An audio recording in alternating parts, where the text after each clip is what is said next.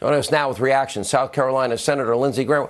Senator, with all due respect, you rightly said if there's no due process, it's dead on arrival in the Senate.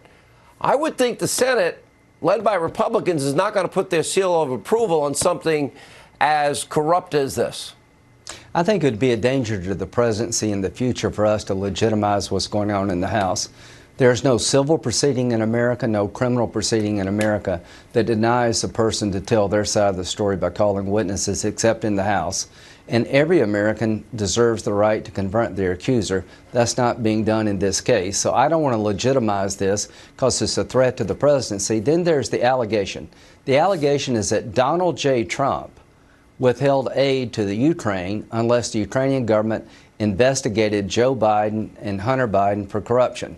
The problem with that allegation is it's not true. The aid was delivered to the Ukrainian government, and there was no investigation of Hunter Biden or Joe Biden. How long does it take to dispose of that?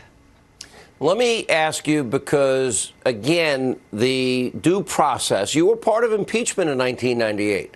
Yeah, I've done this before. This is not your first rodeo, Senator. You're aging yourself. Right. I was on the air, too. Okay, guilty. But every consideration that was given Bill Clinton, Bill Clinton's lawyers, the minority party, are all denied here, because at the end of the paragraph, it all says the same thing. It goes, yeah, at the discretion of the chairman, he said he wanted the whistleblower. Republicans gave a list. They said no to every Republican witness, and now they're cherry-picking the two witnesses that they think will be most favorable to them and ignoring all the ones that destroyed their narrative. Who in the Senate, what committee in the Senate could call witnesses and investigate Hunter and Joe, because I identified the laws that I believe Joe Biden broke?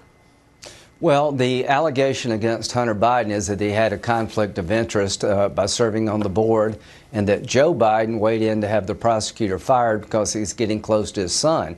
There's State Department activity talking about the conflict of interest, and there is a reasonable investigation to be done here. The Foreign Relations Committee has jurisdiction over the State Department. But let me get back to the point you just made. What's happening in the House is basically un-American. No American, including Donald Trump, should be accused of misdeeds without confronting their accuser, which is the whistleblower.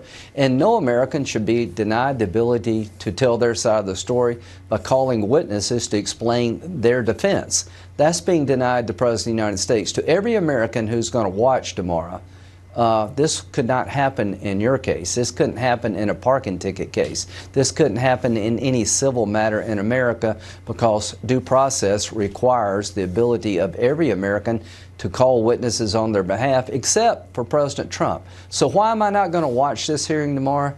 Because I think it is a threat to the presidency. I don't want to legitimize it. It's un-American. It denies the basics of due process. Why won't the Senate now? They have the ability to investigate. Listen, Joe Biden is bragging on tape about giving you, either fire this prosecutor in 6 hours. If you fire him, I'll give you $1 billion taxpayer dollars.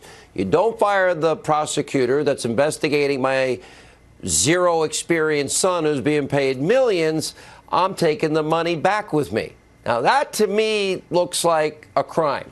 So why isn't the Senate, now that we know that that all happened, investigating? For example, who would you like to be called in as witnesses, and what committee in the Senate could call them in? Well, the Foreign Relations Committee has jurisdiction over foreign aid, the State Department. We're talking about Joe Biden said you're not going to get a penny unless you fire the prosecutor. Here's the question. After John Solomon's FOIA request, is there a reasonable belief that Joe Biden intervened not because the prosecutor was corrupt, because he's getting close to his son? The paper trail suggests there is a reasonable belief, or at least something to look at here. So I'm hoping that Chairman Risch will look into whether or not there was a conflict of interest identified by the State Department regarding Hunter Biden being on this gas board, and whether or not Joe Biden intervened after the raid. Can the Senate call in the hearsay whistleblower and put that person under oath? Should the Senate also call in Adam Schiff's staff for whatever contact they had? And should they call in Joe and Hunter Biden? And why isn't this happening simultaneously so the American people can see both sides of this and see where the real corruption lies? The whistleblower is under the jurisdiction of the Intel Committee. All things about Hunter Biden are in the jurisdiction of the Foreign Relations Committee. And if I were Chairman Risch, I would call the State Department officials in who expressed concerns about a conflict of interest with Hunter Biden and see where that takes you. Can you maybe talk to your colleagues in the Senate and make that happen?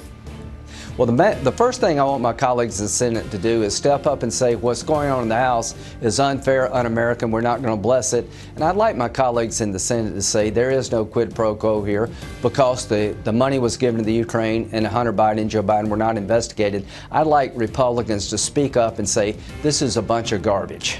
And by the way, the president has a duty to faithfully execute the laws on both issues. There were laws that were broken, and they never mentioned any aid money, did they? Not a penny. Not one penny. And they got the money. The circus is coming to town. Buckle up. Thank you, Senator.